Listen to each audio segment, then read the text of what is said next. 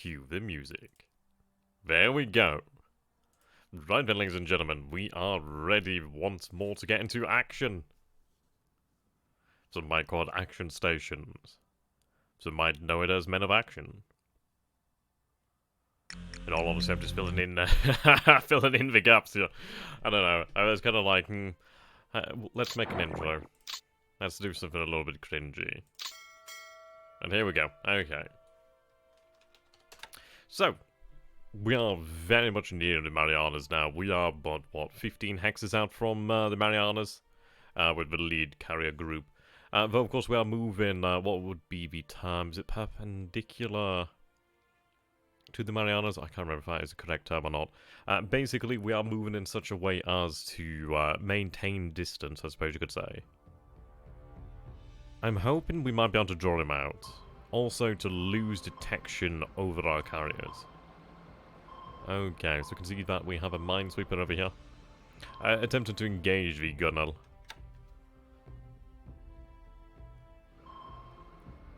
Arrow 6-4 down here. Been attacked by the destroyer Lang.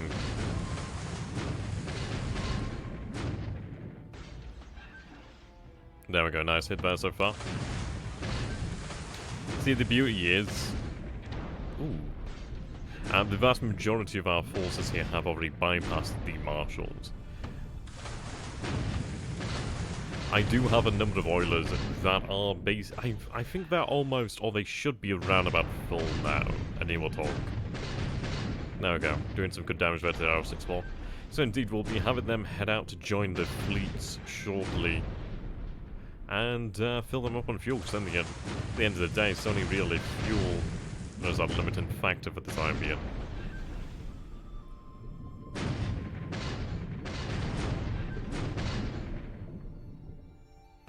We've done well so far, but against the enemy submarine threat. We have sank a few of them.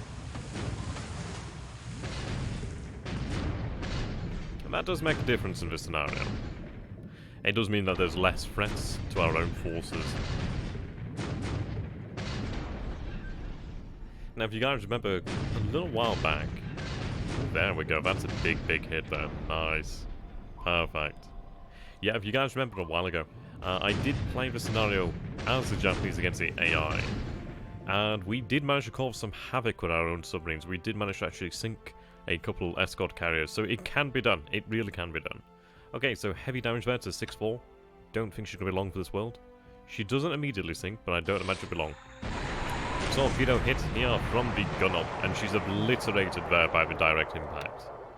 Very good to see. I do wonder if he's bringing more men into the island. I'm not entirely sure there. Yeah, we are seeing... Ooh, there we go. Redfin. Yeah, we do have quite the density of submarines around Guam. She goes down as well. Fantastic work there by the Redfin. He's either moving them out or moving them in. I can't exactly tell at the moment. But either way, two of them have gone down here, so that's quite good for us. I imagine the rest of them slip away, but still two of them killed is pretty good.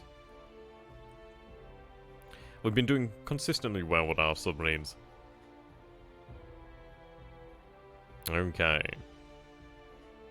It looks like we are detecting Japanese aircraft, Japanese ships nearby as well. The carriers can definitely look after themselves. I sincerely doubt there's a Japanese light cruiser. I mean, if it is, I would be quite surprised, actually.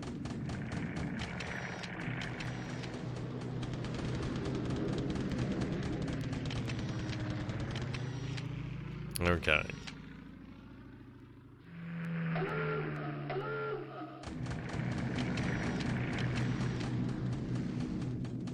The weather at the moment is overcast on this rather nice 2nd of June, 1944.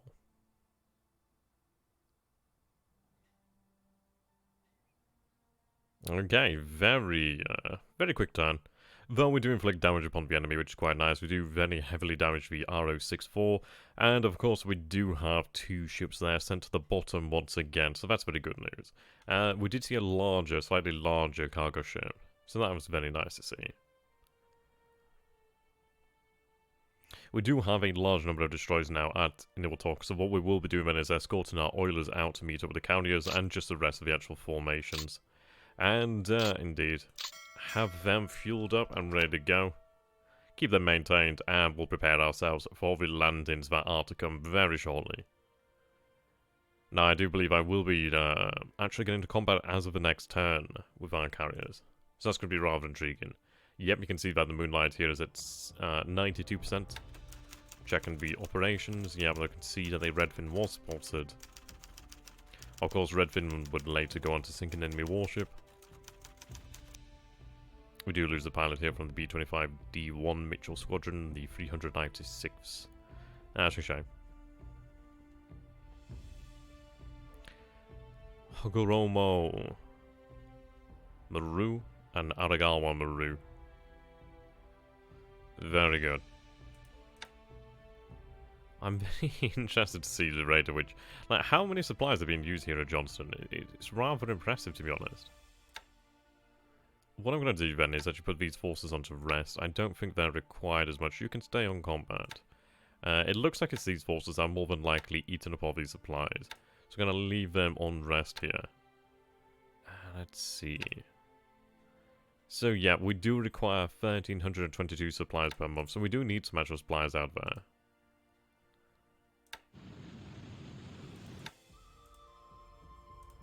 Do I have any additional transports? Just these guys here, doing a supply run at the moment. Draw more from the actual pool. Laying a small amount of rest.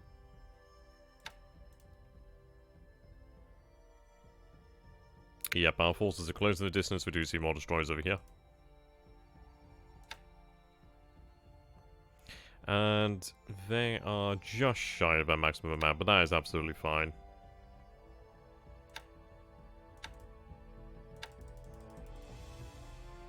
We'll undock. There we go.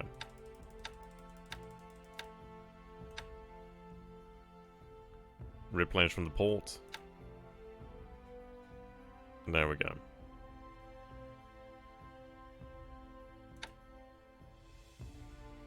Yeah, we can see the large amount of submarines over here. Right, I would like my oilers to head out that way. They will remain on station. Their home port is going to be in Niwiltok.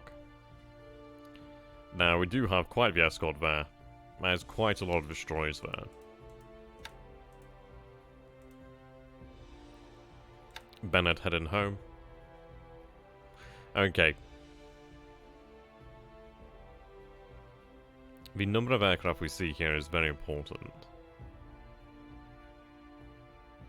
We did previously see about, what was it, 120 in total about that area. So...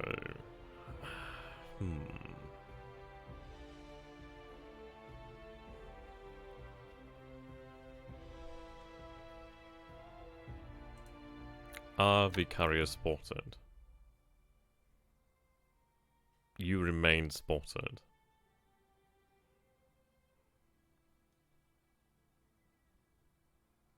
It looks like he's lost track of the actual landed forces over here, but he knows they're on their way. He knows they're coming. Weather report is overcast. What is the weather over the carriers? The weather over carriers is clear. The weather is actually remarkably clear. I do have this on, don't I? There we go. Right, that makes sense then. Yeah, so there's a little bit of a overcast over there, overcast over here, storms over this way. Okay.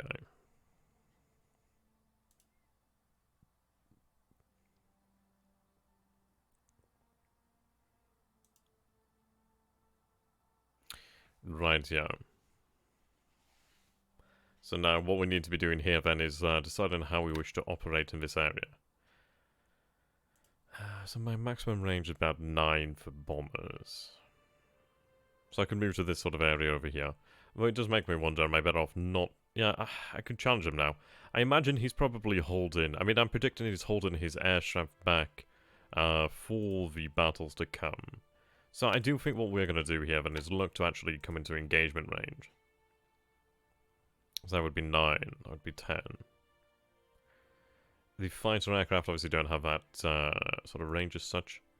Now, he'll be using A6M3s. A6M2s, maybe some 3s and 5s. I'm going to go ahead and take a look at the actual range of the 5s.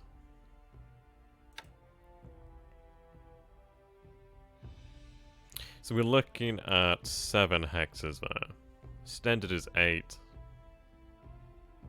Right, 12 there, 10, okay. So I can't quite max it, well, I can't match him in the range there. The zeros do still have that advantage. Which is a shame, I can't use that against him.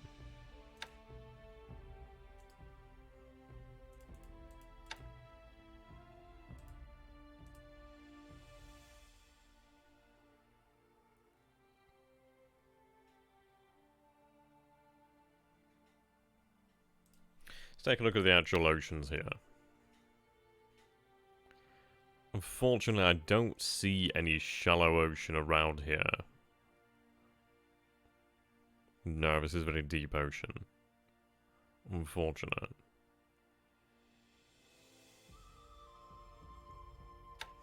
I think what we'll do here then... What's the range of the dive bombers? The Hell Divers.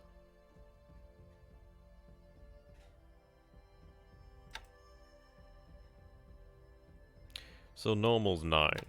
Obviously that is with the drop tanks.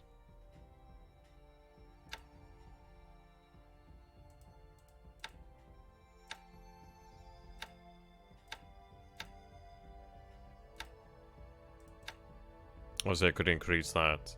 But it does mean I'm using only half my payload, which is not worthwhile. So to 9 we go. Less wear and tear of the actual aircraft.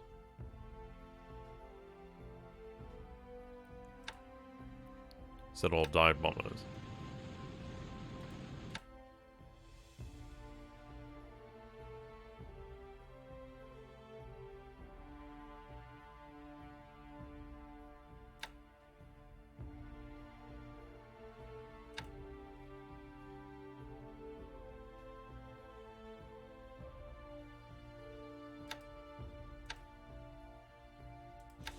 How many torpedoes do I carry? Fair few. What are the skills of these pilots? The naval bomber's not bad either. Okay. I'm gonna have them use it with the bombs here. It's still about £1,000 a bomb there. Assuming they hit. The reason I'm doing this is because then we're gonna have them travel at the same altitude. The dive bombers are obviously going to go in there for the dive, but obviously these guys are going to operate like horizontal bombers. But at least they will be closer to the fighter cover, and obviously further out of range of Japanese AA, most AA. I'd imagine small scale AA, small caliber AA, and probably in range of medium AA, definitely within range of heavy AA. But I don't think the Japanese have too much in that way. Okay, all torpedo bombers are to do the same. We'll do the same over here. Now I'm placing them on naval attack to begin with. I think what I'm going to do here then is buzz over the airfields with sweep to begin with. It might be worthwhile. Then again, it does depend. The thing is, I want to preserve the airfield on Pagan. So it is definitely a case of where do we target here? So the airfield is level 4 here, level 4 here, level 5 over there at Guam. I could position myself probably outside the range of Guam, perhaps. I want to position myself in then to buzz Saipan.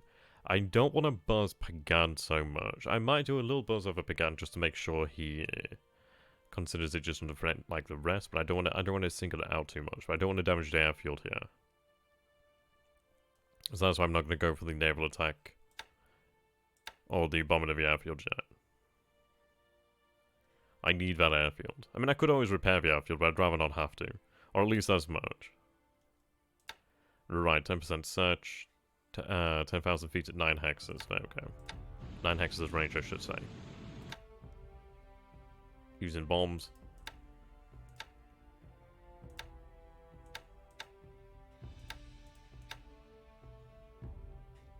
Okay, all torpedoes do the same. Okay. So I'm looking for about 9 hexes. That's 10. That's 9 hexes to Saipan. 12 hexes to Guam.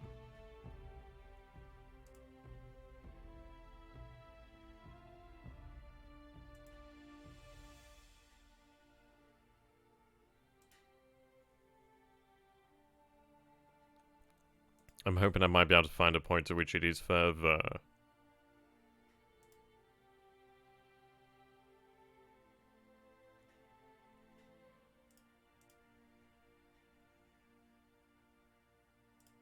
So this looks to be the ultimate position to strike against Guam. Well, against Saipan as well as Guam. So obviously we do have our ships out this way.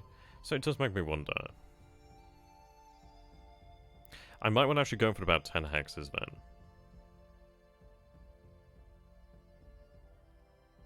I'll go 10 hexes. So that puts me outside the range of Guam's aircraft. Right. It puts me just outside the range of Saipan, within range on Pagan.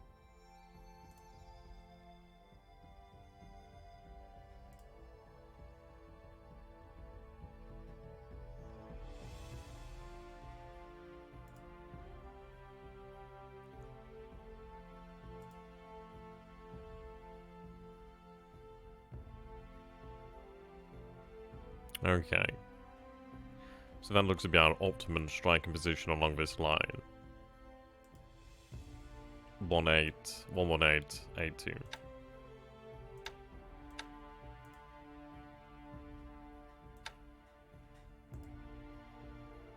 118, 92.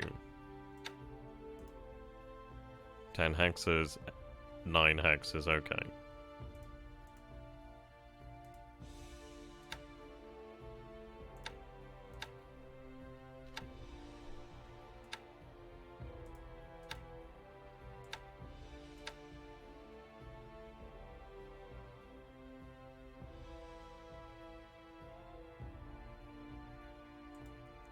I'll place him under the same position. Now, the reason for that is we have a large amount of air power in that position then. It does mean that the, I mean, this is it. At the moment I've got, I suppose,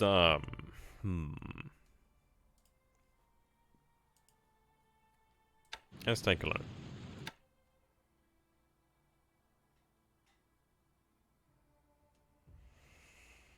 I'm going to place about 50% of the fighters then on combat air patrol. I could probably lower the amount. Okay. So I'm going to go 50% on the rest there. But then again, the rest isn't really required considering the fact we don't have that much fatigue. Though it probably isn't the worst idea ever. But then again, we are coming into action, aren't we? So...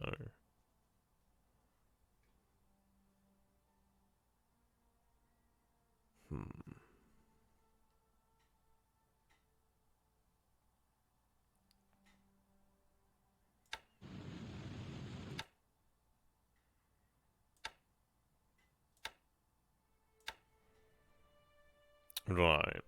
So that is 209, 198 ready, 11 in reserve.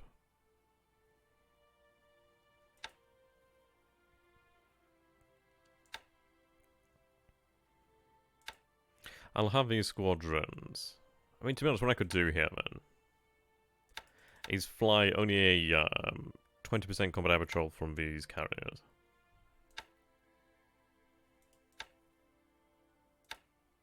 Keep selecting the same one. The reason being, I'm going to have these primarily as the escort due to their lower altitude.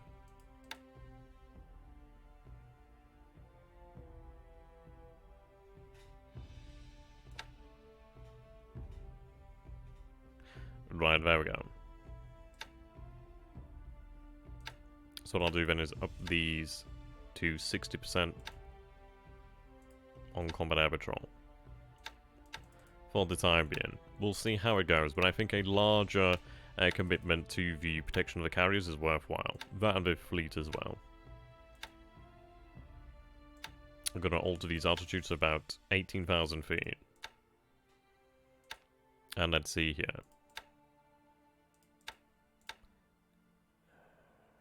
So I could manage 21,000 feet. 21,000 feet we go. We'll do the same here. Different level here, we do have more CVLs. Right, there we go. So we'll lower that down. About 20%. I'll assign 3 squadrons to this sort of role. Though in fairness, how many aircraft do we have here? 231, so I do have a larger amount. So I'll go with a 4th squadron. There we go. Up the ante. Place you at 21,000 feet. Increase these, decrease altitude to 18. The rest can maintain the 20,000 feet. Or the 15,000 feet is fine here. Right, there we go. So we're coming into range. And we shall see the battles of the Marianas beginning shortly. I think this is the best method though. It allows my submarines to really filter out in front of my carriers. Possibly intercept any forces heading our way. I do think he might try to send his own forces.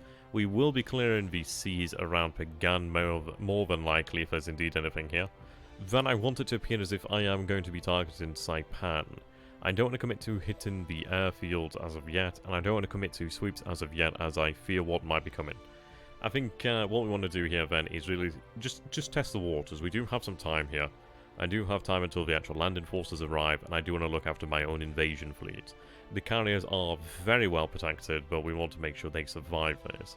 As you can see here, AA is nearly 20,000. We do have a mighty armada.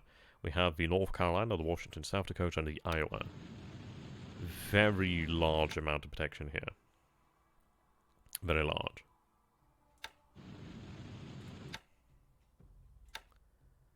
What I'd like... Oh, okay, so we already do have some planes operating at night. That's what I'd like to see. Yeah, there we go. Superb. Though not over here, so I'll do that.